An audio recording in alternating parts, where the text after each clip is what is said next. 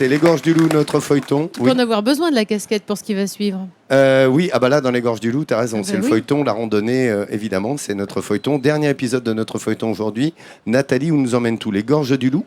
Voilà, exactement, parce qu'ici, on est entre mer et montagne. La situation géographique de Vence et de sa région, c'est juste un terrain de jeu extraordinaire pour les amoureux de la randonnée. 200 km de sentiers pédestres sont prêts pour vous, juste pour que vous alliez vous échapper et profiter de ces paysages riches en émotions, en points de vue absolument somptueux. On va aller en randonnée du côté de Bar-sur-Loup, le long des Gorges du Loup, le chemin du paradis qui porte bien son nom. Le pays vensois offre une multitude de paysages. Entre terre et mer, il est devenu le paradis des randonneurs. En tout, il existe plus de 200 km de sentiers pédestres, tous riches en paysages et en émotions. À l'image du chemin du paradis, une randonnée qui porte bien son nom puisqu'elle offre des panoramas exceptionnels.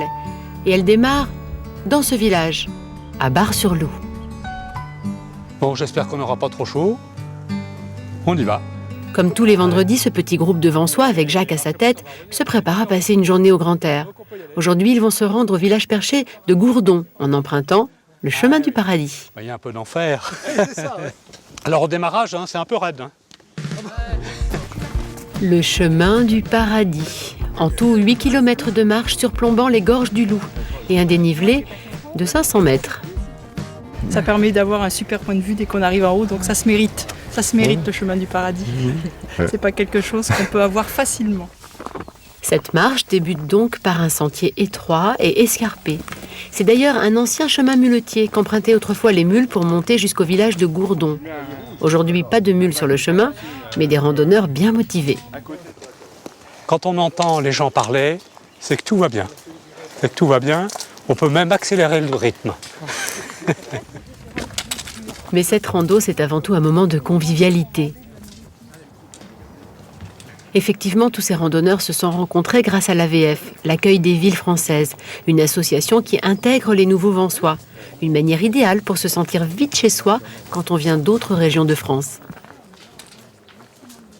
L'objectif, c'est de partager, des paysages, de rencontrer des personnes qui viennent de tout horizon, de toute la France et de toute l'Europe. Et c'est intéressant parce que tout le monde arrive ici avec son expérience et puis on partage les spécialités de nos régions spécifiques. Et c'est ça qui est bien. On ne partage pas que les spécialités, on partage aussi la magie des paysages. Et au bout de 30 minutes de marche, Jacques, Yves et les autres peuvent commencer à apprécier les premiers points de vue. Donc on aperçoit l'ancienne voie de chemin de fer, là où il y a les voitures qui passent. Et puis au-dessus, c'est le puits de Tourette. Mais attention, la route est encore longue. La rando est loin d'être terminée. Il ne faut jamais regarder où on va arriver parce que ça démoralise. Parce on a l'impression que c'est très très très haut, mais on va arriver là-haut. Et pour pouvoir arriver au bout de la randonnée, rien de tel qu'une petite pause pour reprendre des forces. Bon, on fait la pause banane. Une banane, c'est le fruit idéal pour faire le plein d'énergie. Un fruit riche en sucre et en fibres. Ah, c'est la pause banane. Boire et manger. C'est ça la rando. Et quelle vue pour cette pause banane. Le panorama est à couper le souffle. Je suis toujours émerveillé. D'abord parce que c'est le calme. On voit de la verdure.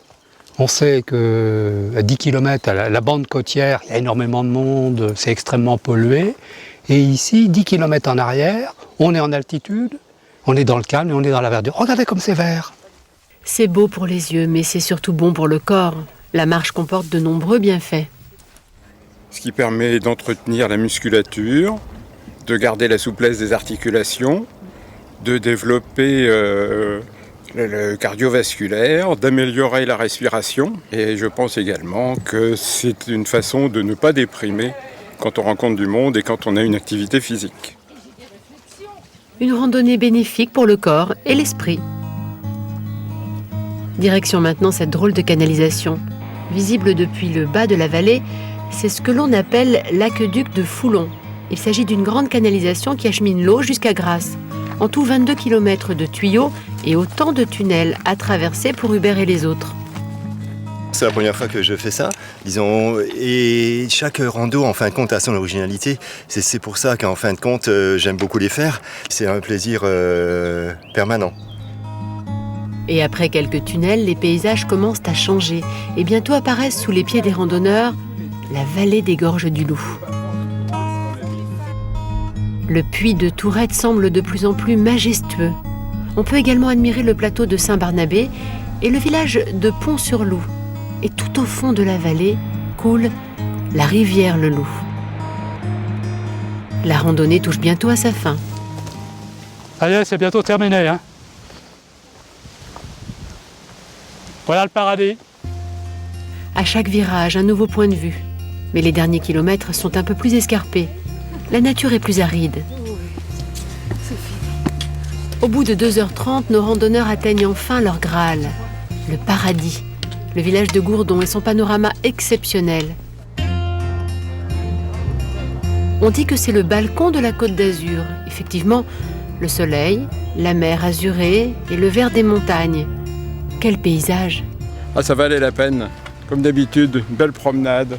La vue, on ne s'en lasse pas. Toutes les semaines, on regarde la mer et la montagne, mais tout le monde le dit, on se répète, mais c'est le plaisir des yeux.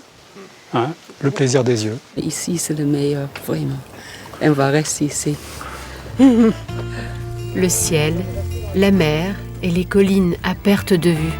C'est dans ce cadre exceptionnel que Jacques et ses camarades profitent d'un pique-nique bien mérité. Des paysages vraiment exceptionnels qui donnent envie juste d'enfiler ses baskets et de partir en randonnée autour de cette rivière le Loup, autour de laquelle on peut aller. Ces gorges du Loup sont absolument magnifiques. Je voulais vous parler évidemment de 2-3 petits conseils avant de partir pour une telle balade, une telle randonnée. C'est de s'hydrater. Pourquoi? D'abord parce qu'ici on est à Vence au pays de l'eau, donc c'est un petit peu normal, c'est un petit pont logique. Quand on est à faible altitude, quand on a chaud, qu'est-ce qu'on fait? On transpire. On transpire, on mouille le t-shirt, voilà. Donc on se dit, j'ai chaud, je bois, j'ai soif. Mais quand on monte en altitude, la transpiration s'évapore plus facilement. Il y a souvent un petit peu de vent qui la sèche et du coup, on a moins soif. Et là, c'est là qu'il faut boire, avant d'avoir ce sentiment de soif, parce que si on a soif, c'est que la déshydratation a déjà commencé. Et que... Qui c'est qui m'asperge? Voilà, regarde. Ah, c'est pour asperger. Oui, c'est pour asperger. C'est qui ventile un petit peu. Voilà, c'est très important. Ça va, tu te sens mieux? Ça va. Ah, c'est bien. Ça fait du bien, ceci dit. Quand on est en déshydratation, je reviens à mes moutons, on peut avoir des crampes et c'est mauvais pour tout ce qui est ligaments et tendons. Donc, il faut boire des petites gorgées, si possible de l'eau pas trop froide, parce que sinon on peut avoir des problèmes au niveau du ventre. Intestinaux. Voilà. Et quand on s'hydrate, tiens, comme on vient de le faire, évitez de vous mouiller le ventre. Mouillez-vous plutôt la nuque, le dos, mais pas le ventre, parce que toutes les parties comme ça où il y a tous les organes, c'est pas bon de les rafraîchir trop fort. Sinon, D'accord. bonne balade, chemin du paradis. Allez, le on bien ira. nommé. Merci de ces bons conseils, Nathalie.